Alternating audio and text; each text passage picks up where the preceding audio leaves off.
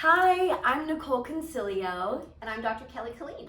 and I am here today to get a revision on my breast reduction.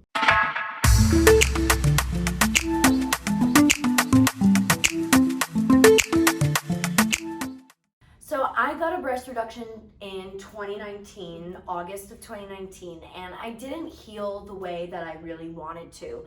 And I never thought of actually going back under and getting it revised, but here I am today and I'm so excited, and Dr. Killeen has made me feel so comfortable, and I'm so excited to get the new girls. So the most common surgery that I personally do are breast reductions, and the reality is that surgery doesn't always end the way we want it to. So occasionally I have patients that we end up going back to the operating room to do some of the same things that we're doing on Nicol. Yeah. So sometimes what can happen is that even though things look great in the operating room and it looks very symmetric, sometimes as things heal and swelling goes down, one side ends up a little bit smaller or larger than we want.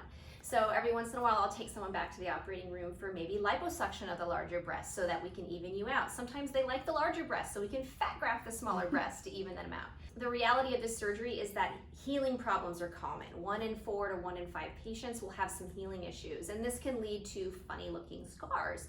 And that's the outward thing you see every day when you look in the mirror. So I always tell patients that it's really worthwhile to go back and fix these things if possible, because that way when you look in the mirror, you're not bothered by it. I always tell patients you're stuck with these boobs for decades, and so you should like them. And if there's something simple we can do to help you feel better about them, then I think it's worth doing. Breast reductions, like I said, usually heal beautifully and there's no trouble, but sometimes there is, and that's the reality. And these are all pretty easy things to fix. So I often see people on social media where things don't heal well and they immediately go to, Oh my god, I was botched, I'm calling a lawyer, and they're like super pissed off. and the reality is that the human body is not like fixing a car or getting your hair colored or getting a facial. It's just very unpredictable how things are going to heal, and there's so many variables that go into healing. The reality of a breast reduction is that this is a tissue rearrangement surgery. We're removing things and altering the blood supply of what remains. And so this just is a setup for healing problems. So even in the best of hands, things cannot heal well.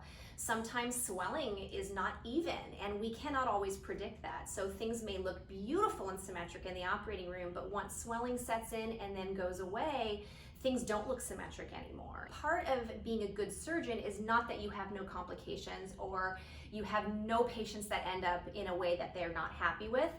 Being a good surgeon is recognizing those problems and dealing with them. And so I think that's what we're dealing with. Yeah, I agree.